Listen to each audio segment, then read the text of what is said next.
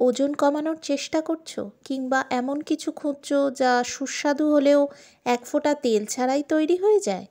আজকে আমরা বানাচ্ছি এমন এক রেসিপি যা 100% তেল মুক্ত, গ্লুটেন মুক্ত আর পেট ভরানো। কুইনোয়া বা কিনোয়া র্যাপ আর টমেটো ধনেপাতার চাটনি, যা একবার খেলে বারবার বানাতে ইচ্ছে করবে।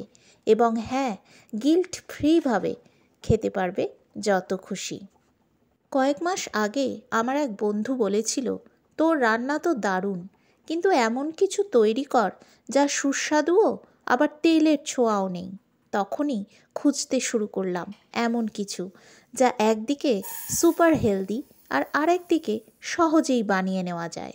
আর সেখান থেকেই জন্ম এই রেসিপির, কুইনোয়া বা কিনোয়া র্যাপ আর টমেটো ধনেপাতার চাটনি। আজ আমি তোমাদের সঙ্গে সেই গল্পটা আর রেসিপিটাই শেয়ার করব। রাতটা ছিল সেদিন একটু ব্যস্ত। সকালে উঠে অনেক কাজ, তাই রাঁধার সময় কম ছিল। তাই আগের রাতেই 1 কাপ কিনোয়া ভিজিয়ে রেখেছিলাম।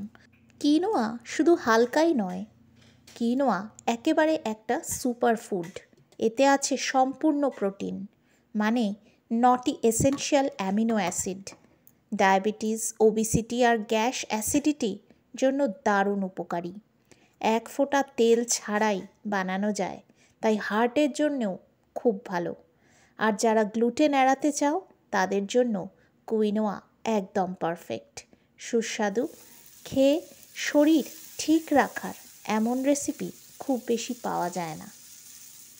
আমার মা সবসময় বলে যে টমেটো আর ধনেপাতা একসাথে হলে সেটা চাটনি নয়, একটা ম্যাজিক তৈরি হয়। তাই ওই র্যাপের পাশে দিলাম একটা টমেটো ধনেপাতার চাটনি, সেটাও খুব কম তেলে। 1 চামচ সর্ষের তেল একটা ফ্রাইং প্যানে গরম করে তাতে গোটা সাদা জিরে দিয়ে দিলাম। আর তারপরে 2টো টমেটোকে কেটে 2টো কাঁচা লঙ্কা দিলাম, আর সঙ্গে দিলাম একটু রসুন, কয়েকটা রসুনের কোয়া দিয়ে হালকা একটু ভাজা ভাজা করে নিলাম।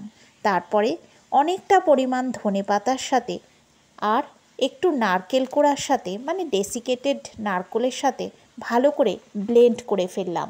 আর তখন রেডি হয়ে গেল ফ্রেশ, ঝাল ঝাল, একেবারে হেলদি, দারুণ টমেটো ধনেপাতার চাটনি, যেটা কিনোয়া র্যাপের সাথে দারুণ কম্বো।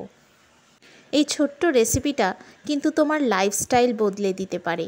একদিকে ওজন কমাতে পারে, অন্যদিকে খাওয়ার পর হেভিনেস ফিল করা একদম কমিয়ে দিতে পারে। কুইনোয়া হচ্ছে প্রাকৃতিক প্রোটিনের খনি, যেটা শরীরকে সুস্থ রাখে, হজম বাড়ায় আর চটজলদি রান্নাটা হয়েও যায়। তুমি যদি একটু একটু করে স্বাস্থ্যকর খাওয়ার অভ্যেস করতে চাও, তাহলে এমন রেসিপি তোমার প্রথম ধাপ হতে পারে। ভোরবেলা ঘুম ভেঙেই প্রথমে চাটনিটা বানিয়ে তারপরে ব্যাটারটা বানিয়ে ফেললাম। শুধু কুইনোয়া দিলাম যেটা ভিজিয়ে রেখেছিলাম, কিছু আদার টুকরো অ্যাড করলাম তার মধ্যে, আর দিলাম কাঁচা লঙ্কা, জিরে, গোটা সাদা জিরে, স্বাদ মতন লবণ আর পরিমাণ মতন জল দিয়ে ভালো করে একটা ব্লেন্ডারে ব্লেন্ড করে ফেললাম। ব্যাটারটা ঠিক যেরকম ধোসার ব্যাটার তৈরি হয় সেরকমই তৈরি হয়ে গেল। এই রেসিপিটা শুধু কিন্তু একটা রান্না নয়, আমার গল্পের একটা অংশ।